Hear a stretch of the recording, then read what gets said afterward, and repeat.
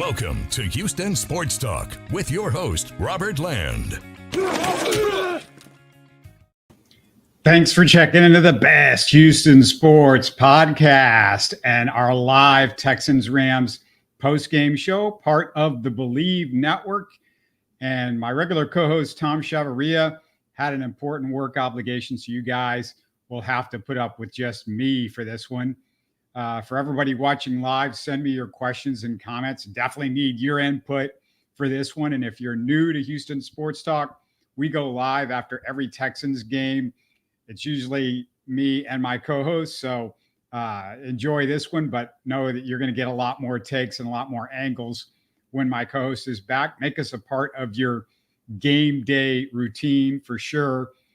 And whatever it means, the Texans win 3 of their 4 preseason games. The only loss was that weather-shortened NFL Hall of Fame game.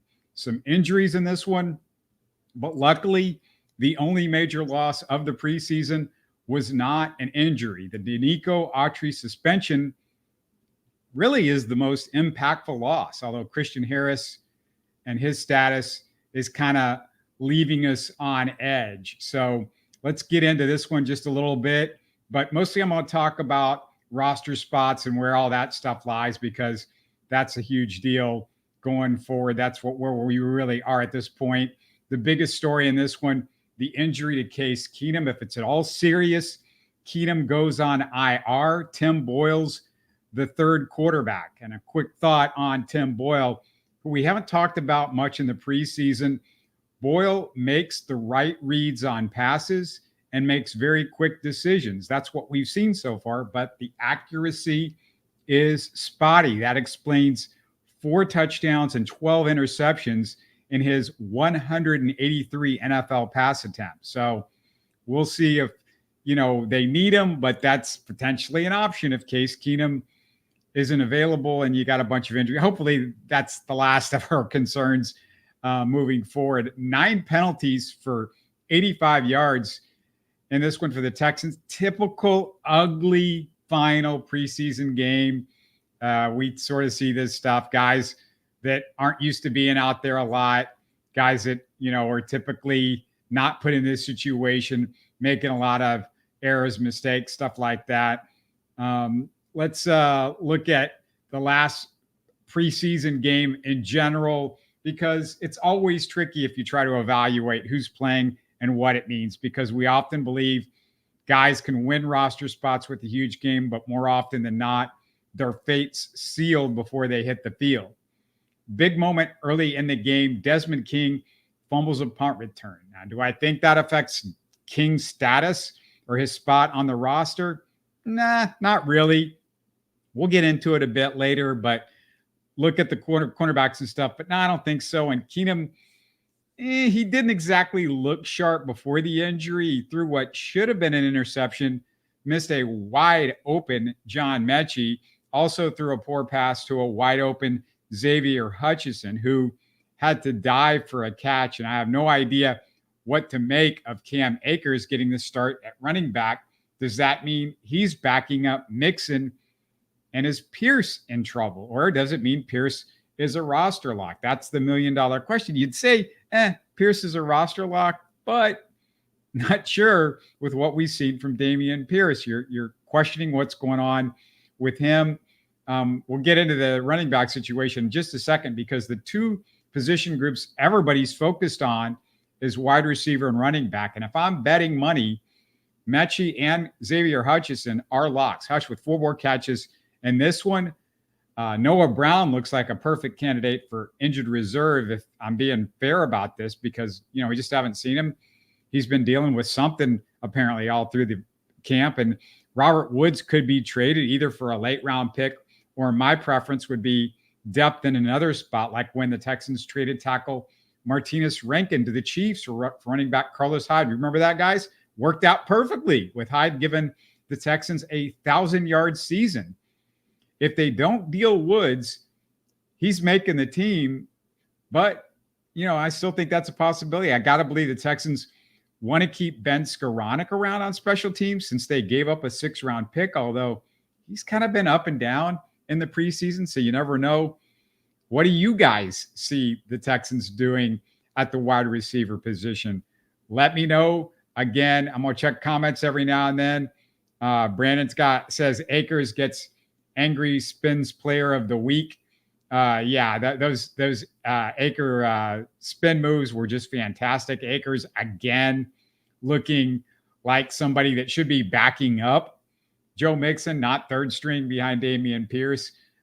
Just interested to see what they do there. But yeah, Cam Akers has just been fantastic and getting the most out of what a lot of times is not much that's there. So that's an interesting point. And by the way, Johnny Johnson, we talked about the wide receivers. He's earned his way onto the practice squad. Big second half for Johnny, the touchdown. Did some nice things out there. So let's get to the running backs and let's get to Dameon Pierce, because D'Amico's been super positive about Dameon Pierce, but it could all be a smoke screen. If I'm placing a bet, he could be traded. I might bet on him being traded. Maybe not released, but definitely I could see him being traded. Mixon, Akers, Ogunbowale, they're likely locks. If Pierce is out, it's a great sign for fifth-round pick Jawar Jordan. I'm wondering what they're going to do with him, because he's looked pretty decent. You spent a fifth-round pick on him. If Pierce is around, is he on the outside looking in? It's a good question. And what's gotten slightly more interesting is fullback. British Brooks suddenly in play at fullback. According to everybody that's seeing what's going on at practice, and you watch this game, if he can handle that, he'd be way more explosive as a running back threat than Andrew Beck or Troy Hairston, who, he had a big touchdown catch for his resume reel, but he also had 4 penalties. So Hairston, he's gone. I don't think there's any question about that. Does he make the practice squad? Potentially, maybe, but yeah, I don't see him making the roster. And that I'd still put my money on Beck as the guy, as the fullback, but they can go several ways, because Skoranek could be a more versatile option, using him more at fullback. And British Brooks is a huge wild card. They talked about it on the broadcast. Personally, I'd like somebody who's a bit more versatile than Andrew Beck, a guy who's a straight up fullback, not ideal when you've only got 53 roster spots. So, that's definitely something that could be in play. And, the creativity that Caserio and D'Amico have, you wonder what could happen right there. And if, hey, you were worried about Laramie Tunsil's health, his quote this week should have put you at ease a little bit. We got to get into the offensive line, because Tunsil said, I'm solid. I'm in a good spot now mentally and physically. There's some things I can always improve on. Of course, just revving me back up. I should be ready week 1 for the Colts, unquote. So Tunsil ready. The offensive line looks healthy going into the season, which is cool, because, last year was a disaster. All the injuries, all the guys banged up, just a mess. And, it's really good to hear that Tunsil's ready to go. The O-line locks are pretty easy.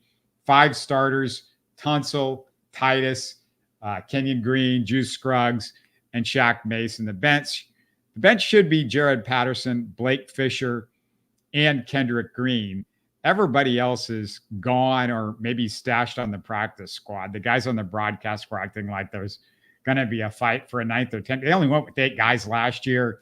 Nobody else is a name, as a draft pick, as anything. So I'm guessing that's what happens. Charlie Hack, again, this guy seems like he's always injured, not super impressive when he's healthy. He has plantar fasciitis. He's a potential IR candidate, if I'm guessing, but I just don't see him at all making the roster, and we'll see what's going on with him as time rolls on.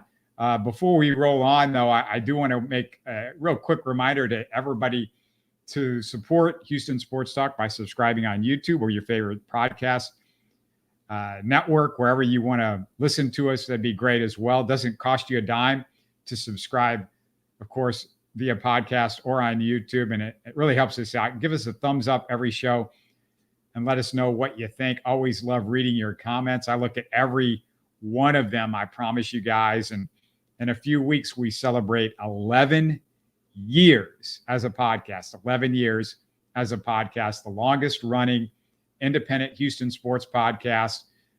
We've been around for a while. 2013, we started up. If you just found us, go on our Houston Texans history playlist on YouTube. You'll find interviews with Case Keenum, Sage Rosenfels, Glover Quinn, Seth Payne, Travis Johnson, and Mark Vandermeer, among others. Also, our Houston sports history playlist is worth checking out because just over 200 separate interviews or clips from interviews from our library, our years of doing this show. And I really want you guys to go find that stuff because it's always worth listening to if you're looking for something Houston sports related. You love history. You've been a fan of these teams for a long time. All right, back to the big roster decisions. The tight end room, easy to call, I think. Dalton Schultz, Brevin Jordan, Zach Stover make the team. Maybe they stash Catoriano on the injured list. That's his best chance to keep getting a Texans paycheck. Now to safety. The main four safeties, Petrie, Jimmy Ward, Kalen Bullock, Eric Murray. We didn't see those guys. They're locks. The question marks, MJ Stewart and Lonnie Johnson. We'll get to those guys in just a second. But Brandon Hill, the 7th round pick last year, he was a long shot, but after being carted off the field, likely lands on the injured list. So that maybe makes their decision a little bit easier. Down to MJ Stewart and Lonnie Johnson. I'm guessing it's one or the other. Really, it comes down to which player is the best combination of safety and special teams option. I think they like Lonnie because he would be a great special teams option. But, you know, if they feel like they've got enough there, maybe MJ Stewart's the guy. So that's an interesting decision, but nothing major. The cornerback room, bottom of the cornerback depth chart, it's a total mystery. Stingley and Lassiter give me all kinds of confidence as the starters. Desmond King can't be killed off. I still think he's the perfect slot guy. He played some today, so you wonder maybe he's a question mark, but he does a ton in special teams. I still think he makes the roster. CJ Henderson and Jeff Okudah, they're super mysteries to everybody. Okudah's had a hip issue, so maybe he's an IR candidate, another guy that you could sort of stash, bring back later in the season if there's injuries. You know, it's a great way to kind of hedge your bets and say, okay, we're going to figure out, you know, what to do with this guy or what to do with the cornerback room when he gets back. Mike Ford, he's gotten a ton of preseason action, but although he's not been burned badly, he's not exactly inspired supreme confidence, but he's not bad. You know, it's not a bad option if they decide to go with Mike Ford. Chris Boyd got carted off the field, so he becomes another IR candidate. That's the way the cornerback room looks. Last year, the Texans had 5 cornerbacks on their original roster, so Henderson and Ford, if I'm guessing, maybe they're the final 2. That's where I'm leaning towards.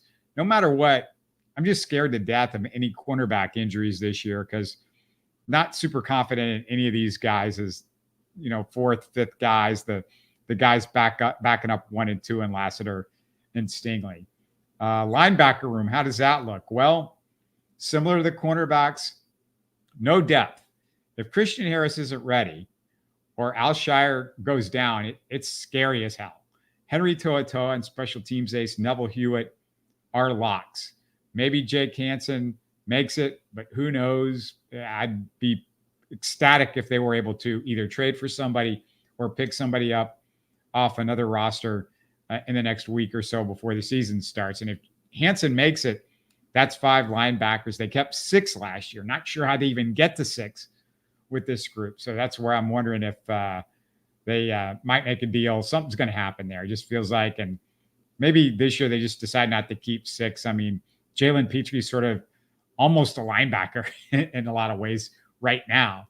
So, yeah, let's look into the defensive line and the starters: Daniil Hunter, Will Anderson, Fatukasi, and Mario Edwards.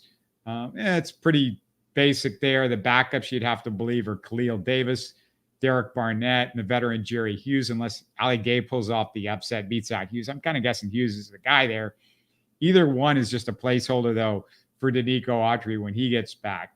Last year, they kept 8 guys on the D-line. So the final spot gets interesting if they stick with 8. Tim Settle has a calf injury. that could put him on IR. That was a big guy that we were looking at as an offseason signing. That leaves this year's 2 7th-round picks, Solomon Byrd and Marcus Harris, and Kurt Hinish, all fighting for that 8th roster spot. Harris and Byrd have flashed. More Harris, I would say, than Byrd. Harris is, to me, has got the bigger potential of those two guys to land on a roster spot. I'm interested which direction they go for that final spot.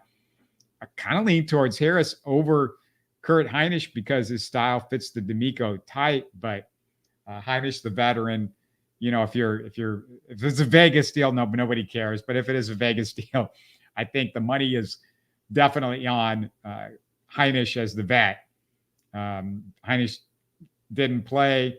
Don't know what his injury status looks like. So that's all coming into play. Overall, the Texans roster decisions, well, they don't feel extremely difficult beyond wide receiver. Do you agree with me there? Let me know. It's hard when you have higher draft picks who are on the bubble, but Mechie was really the only player who fit that bill. So nobody else is a high pick that you're like, oh, is that guy going to stick? I mean, Dameon Pierce, of course, we talked about 4th-round pick, but that's not a super high pick. He's a guy that if you do have to release him, it's not as big a deal. With Mechie's turnaround, it's off the table for him. And, I don't see this as like super complicated. I mean, guys like John Harris that are out there all the time thinks, oh, this guy, that guy flashed. I saw this and that. But really, I mean, you got to be honest. I mean, it's just, there's not a bunch of, sweated out roster decisions right now. The wide receiver room is really the big question mark, is what they're going to do with all that and all those guys. And are they going to trade one? Are they going to release somebody that we're not expecting? That's where you really are. Let me check the comments before I close it out. If we've got any more, not many people commenting, but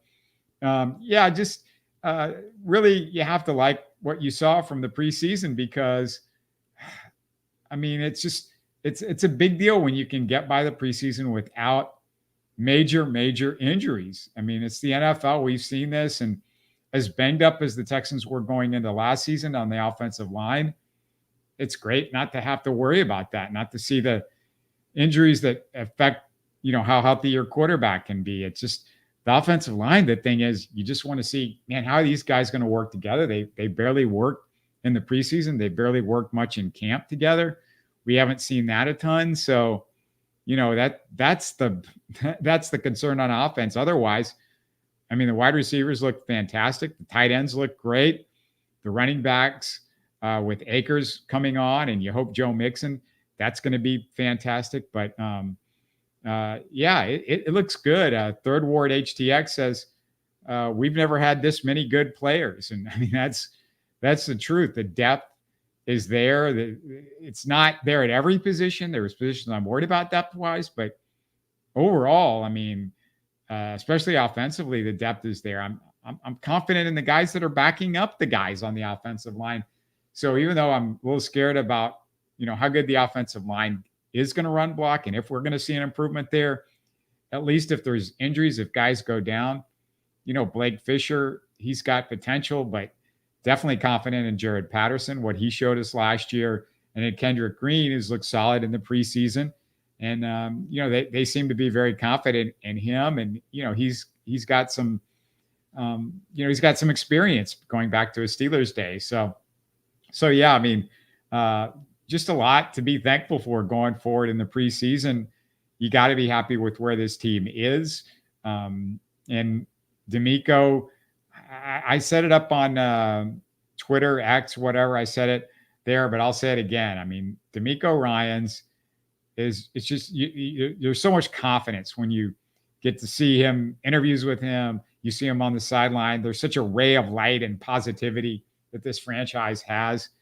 And, it just seems like it's now so far back in the past that Bill O'Brien just brought this darkness, this shadow with him. He was depressing. He was negative.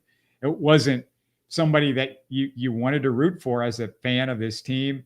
It wasn't somebody that you had confidence in. And it's just night and day difference with D'Amico and, CJ Stroud. That's a given. But D'Amico, because we see him all through the preseason and what he's doing on the sideline and what his demeanor is, and what he has to say and interviews and everything. It's such a pleasure to to have that again, that positivity for the Texans, and even more so, I think, than a Kubiak or a Dom Capers brought. If you're been a fan for the last 2 decades, it's just it's really cool. But just want to close things out.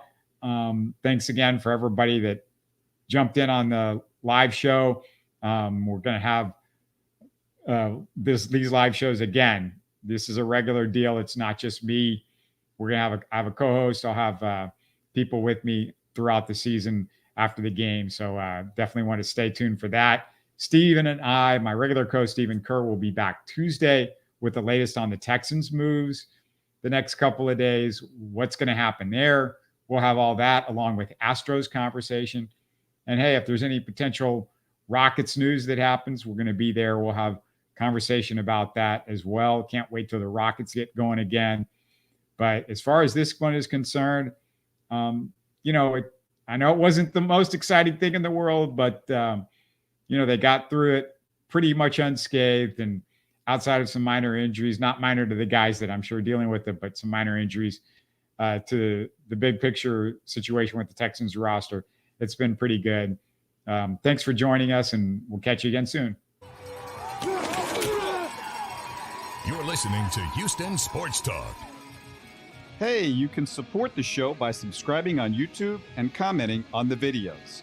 Listen to Houston Sports Talk on Spotify, Apple, Stitcher, and Google. Don't forget to tell a friend and share our show on social media. Spread the word, everybody. Thanks for listening.